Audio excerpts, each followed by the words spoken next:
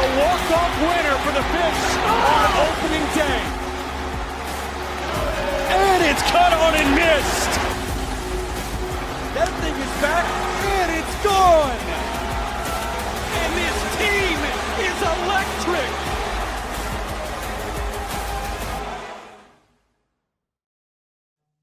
Okay, it is a special day. Today we launched the 34th season of Miami Marlins baseball. Today it is day one, pitchers and catchers. I went down to Jupiter this morning. Steven Strom, Jack McMullough, got some excellent sound from Clayton McCullough talking about the new facilities. A couple of players I want to hit on, which I think are on the cusp of having a breakout year. Jack McMullough, is this a holiday? I know it is in the McMullough household.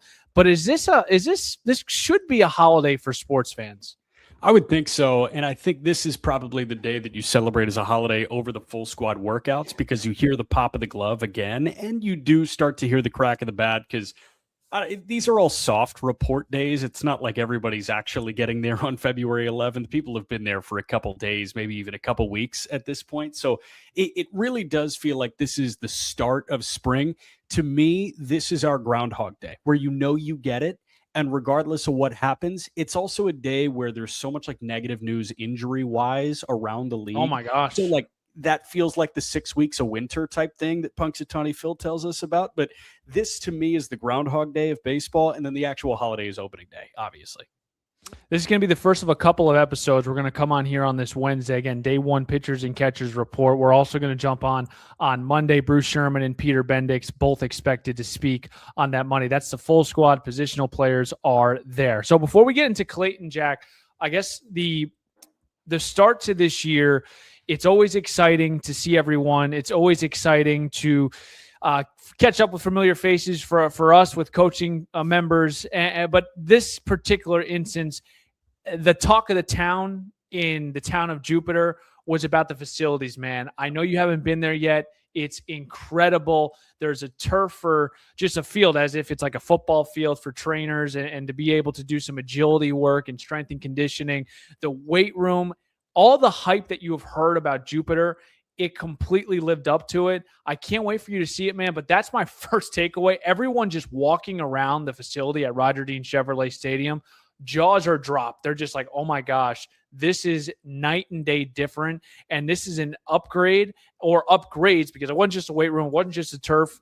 It was everything. The clubhouse. It's like a completely different place, Jack McMullough, and all the players are so fired up for it.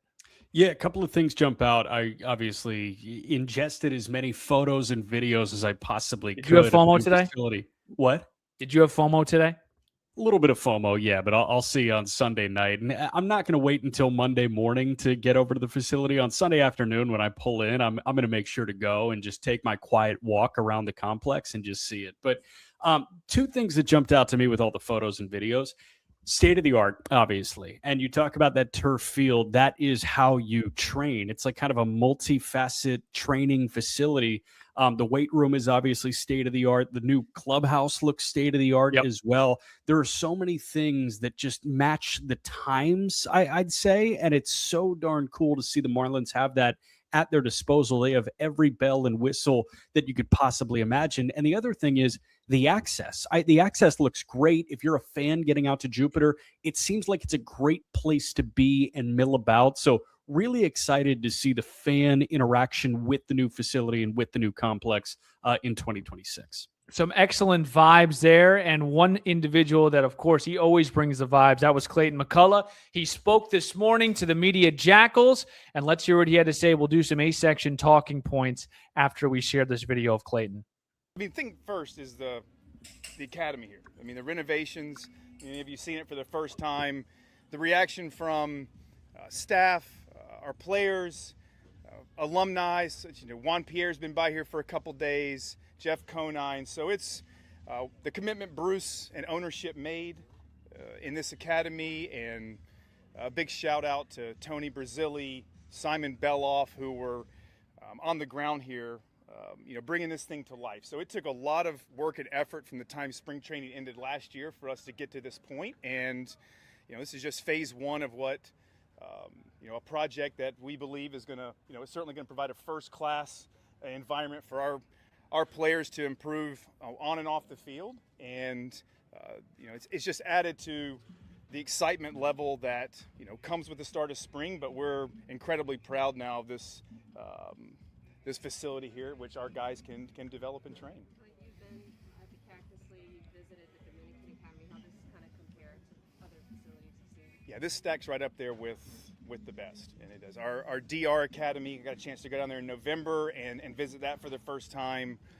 How modern it is, how player friendly that is, and now we have having this in Jupiter for us. So we feel like we have again continuing to lay a really great foundation for where we are now as an organization and moving forward. And a big part of development is having a facility that can really support that, and also that guys when they wake up in the morning are excited to be coming to work and knowing they have everything at their disposal to get better. Talked about the academy. You saw Gus there working out in the Dominican Republic now, first day of pitchers and catchers. Your expectations with him on the defensive side? I expect Gus to get better and do. And Gus, seeing him down there in person and having some conversations with him, and the great part about it was, Gus was realistic with how things went, and Gus was very realistic with the need to get better. And he, like everything last year, he never shies away from that. I think he just took this as, okay, now I've seen this, I felt it, I know I need to take steps as a player, and he put in an incredible amount of time and effort in that regard. And so, he's looks great physically, and I have a lot of confidence that Gus is going to be a much improved defender, as we get moving than at times last year. Sandy said it might have been a case of a little bit of nerves with him early on. Did you sense that With Augustine? Yeah. If you don't have nerves when you come up, to the big leagues. I mean, you think about it, these guys work their entire life for that moment, and as much as our group in PD does a great job of preparing them, there's no third deck in the minor leagues, and again, and then the amount of attention, and so. And then when things start to snowball a little bit, it's very easy to, you get caught up there, and you kind of feel like you're just trying to tread water. So I think every experience that he was able to gain last year, he's very confident, as am I, in his ability to do it. So excited to see how things get going here. Clayton, how does day one of year two differ from day one of year one? Well, I was expecting this type of turnout today. I don't know if I was quite ready for all of this last year. It's as much, I think, the familiarity. I think having personally just a better sense of what the rhythm of the day is like. And, coming in now this year with so many relationships having been built with staff and players, front office, many of you. So I think that, allows some of the, maybe more of the focus can be on, other things where, it's always going to be busy, but I think just having a lot of familiarity with the job itself and what's coming, and, our group, has made it feel a little different. Is there a meaning or like a message to pitchers and catchers just going into camp? Yeah, I think it was one, like looking around that room in there, as you'll see, we have an incredible amount of arm talent. I mean, we do. We have a lot of talented pitchers, and we have a group of pitching coaches and a staff that I know can improve guys' stuff. And I know that if it's guys that need to improve command that have great stuff, we can help them get in the box more often. As a message in totality for me with that group is that our pitchers and our ability to pitch at a very high level is going to be the backbone of our teams, and it will be the backbone of our success this year and moving forward. And much of our playoff aspirations and hopes year after year will come down to your ability to pitch. And I don't think that we're the only team that would be, or I'm the only one saying that. Like, that's to win championships, you have to be able to pitch and defend, and it starts with talent, which we have, and then having people that can enhance that ability and help them get better. How are you guys? I know this is early on, but in your mind, all right, the rotation, are you thinking of different things right now besides Sandy, Yuri, and the three others? I think that's another part of now year two is opening day is so far away. So much is going to happen over a 6-week period here that what I feel great about is that we're going to have a lot of really high quality options to round out the rotation when we start the year, and we're going to need a lot of pitchers to be able to come up throughout the season and be able to help us. So the rotation will continue to solidify and come together more as camp goes along. How's the planning and management the workload with the guys that are going to the WBC, especially if two of your catchers and Sandy being an in both rotation? Yeah, it definitely will be a little different, and for them, for a lot of them, outside of Sandy having the first time doing this, so we'll ramp them up here early in camp, and I think like normal, and not to try to push the gas too much because what's coming, and they might want to go grab some extra at bats to feel ready for that. They'll have some time with their respective countries to get ready for the tournament, and I think we'll just try to do our best to have them ready to go off and play there, and trust. I mean, these guys they're going to be ready for it, and Sandy, no one's more professional than Sandy. He's done this before. He knows it. So, while it being a little different, don't expect it to put too many guys behind the 8 ball in camp when we get done. And with How Gus excited are you to see Sandy year 2 after Tommy John, which everybody says that's when he's back to form? Yeah, I mean, we talked a lot about Sandy last year, and it was, in some ways, a kind of a tale of 2 seasons. And the performer, how he finished last year over 8, 10, 12 starts of the season was, I think, was really more indicative and believe of what Sandy has been, certainly, and what we believe 26 is going to look like. So I'm sure he's very confident in where he's at right now physically, and he's just continuing to put the time away in the rehab and the first half of last year in his rearview mirror, and he should have a lot of confidence from how things finished last year, and that's the the version that I think he and us expect to get this year. Is everyone that's supposed to be here today here? Everyone that, with the exception of Fauché. Fauché will be here this weekend. And everybody, like, full go, I guess, the pitcher here, Yeah, everyone that is able to pitch now is going to be able to pitch and get off the mound in some form. Playing with Braxton and Nardi, 2 guys that I saw last season, just what are your expectations for them, and how do you plan on kind of ramping those guys up? Yeah, it is an exciting day. I mean, you think about Nardi. I mean, he went through a lot last year, and to have Nardi getting on the mound today, he's going to shoot for 2 sets of 15. That's just kind of a continuation of the progression that he's on, and I'll temper my expectations now. I'm just excited that Nardi is back on the mound and continuing to be able to stack some good sessions on top of each other. And for someone like Brax, who's missed a large amount of time, you're coming off a major procedure. I'm just excited for him. I think today will probably feel different for Brax, getting back on the mound and having some hitters in the box, even though it's spring training, just with everything that he's gone through. So just excited to see Brax. He's had a great offseason. He looks great, and we'll just go from each outing they have, and how those 2 in particular just continue to respond, recover, to help us kind of map out and guide what's next. Clayton, you've been around baseball a long time. Do you believe in momentum season to season? I don't know how much that's going to matter opening day.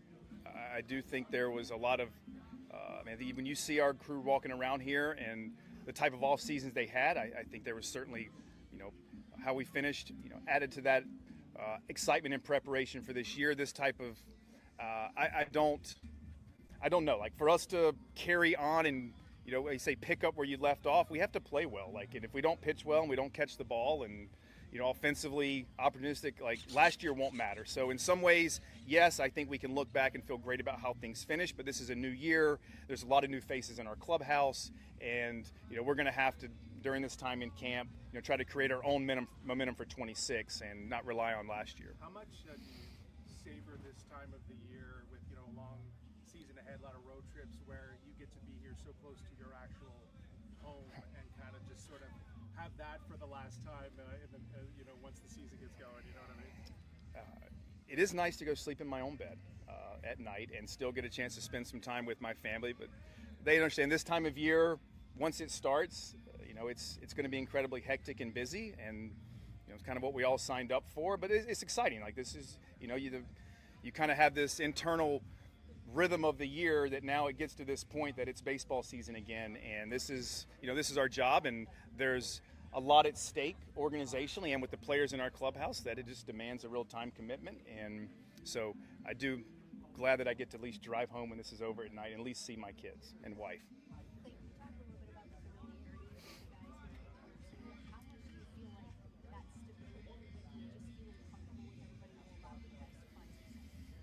I think it's going to be very important. I mean, we threw a lot of things at our players last year. I think it's easy to forget that when we started spring training last year, remember the first day guys were throwing to hitters, and it's like, wow, you guys are going to do this. And it's like, yes. And the training environment for our hitters in the batting cage and pregame, we started calling pitches from the dugout at the end of the season last year. So we threw a lot at our group of players last year. And so this year, at least having done that, and the majority of them felt that and already know what the expectations are and know what's important to us coming in. We think it just allows us to build off of the foundation that we laid last season.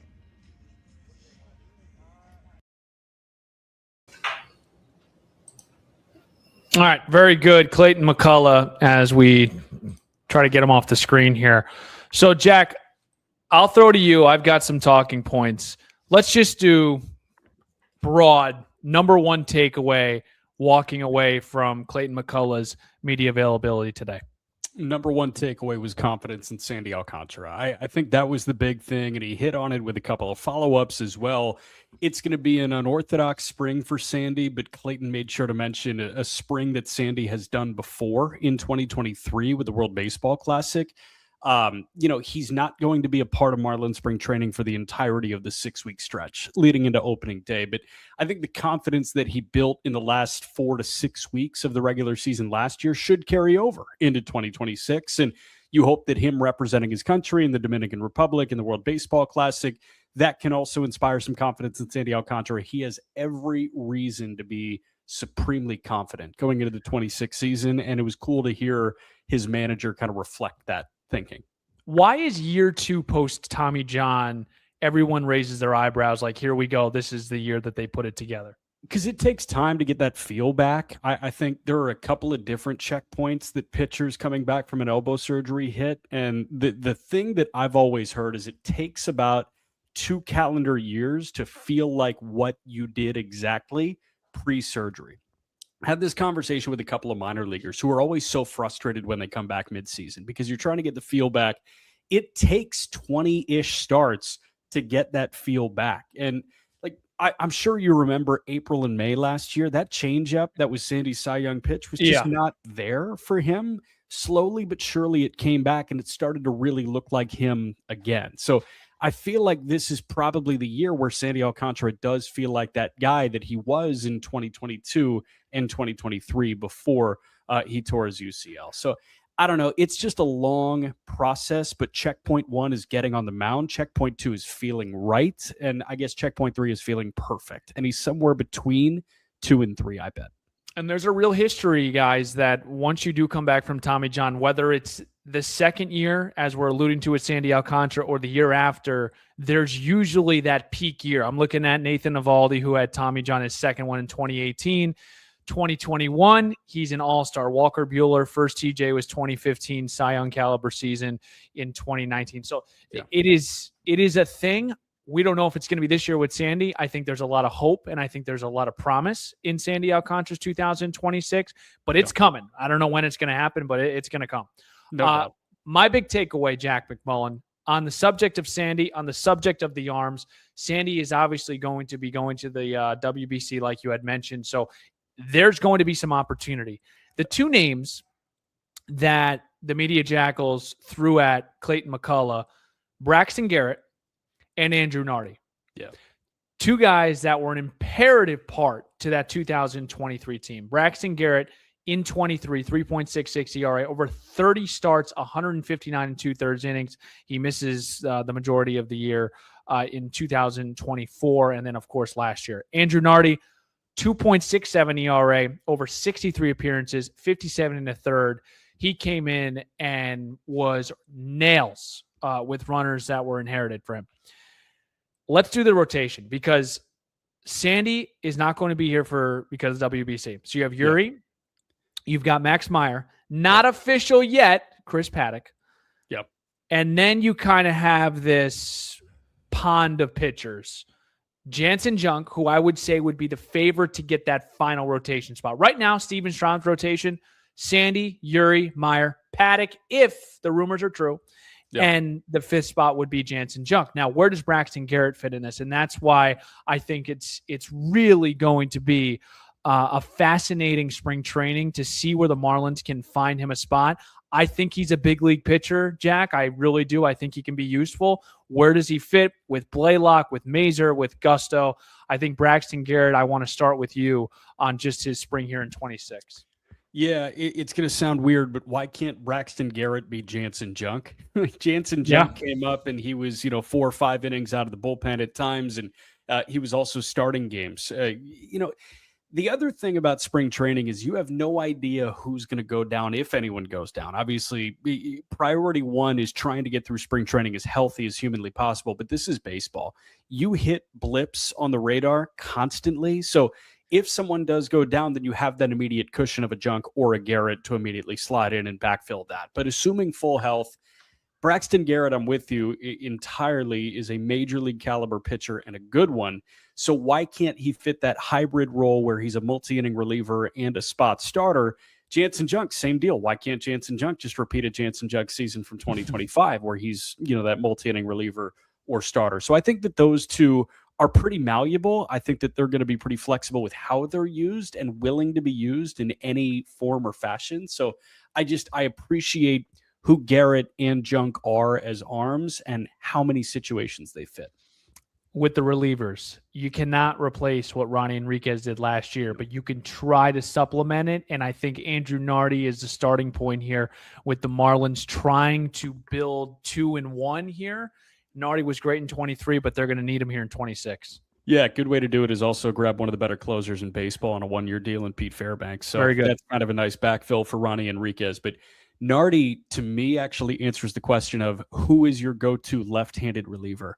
We were asking that question all year long last year, and there were some pockets where Cade Gibson looked really sharp. There were some pockets where Josh Simpson looked who? Big V. Anthony Veneziano at the beginning of the year, he was in the bullpen as well. So, we're cycling through Veneziano and Cade Gibson and Josh Simpson. All those guys are not Nardi at Nardi's best, right? Yes. Andrew Nardi has proven more than any of those three guys. So if you do get your go-to left-handed reliever back, that solves a lot of problems when you got to see Schwarber and Harper, and you got to see Soto, and you got to see Olsen and James Wood and Abrams. All of these guys exist in your division. That's brutal. Go get yourself a top flight lefty reliever, and Nardi can absolutely be that. Juan Soto in left field. How about that? Yeah. Last one that I have, and this is the biggest question for me. I need like a TikTok camera on me right now. Yeah. Can the Miami Marlins of 2025 carry over what they did in the second half of the season into 2026? My short answer is no. It's a new season. Nothing matters from last year to this year. There's new teams, there's new players. There you get some get older, some get stronger, whatever it may be.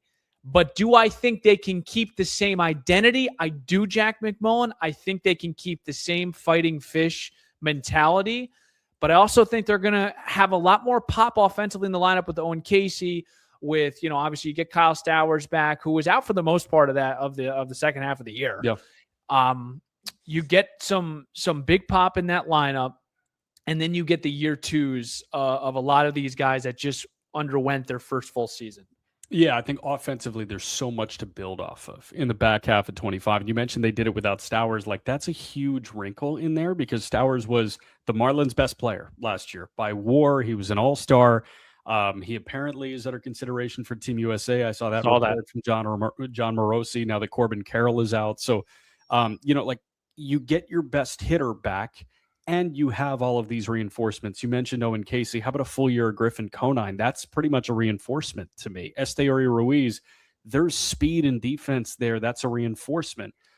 You've got other guys that are coming up. When do we see Joe Mack? At some point this year, that's going to be a reinforcement at the catching position. So that jumps out offensively. But I thought Clayton made a good point. This team's identity is kind of built around pitching, and their bread and butter is going to be pitching. That's their route to success. And they've got a great 1-2 punch in Sandy and Yuri. I know we talked about that during the FanFest live show, but there's strength in numbers. And we're talking about this rotation being 8 or 9 deep at this point, even without Edward Cabrera and without Ryan Weathers. So the characters may change, but the identity can remain the same. I'm with you.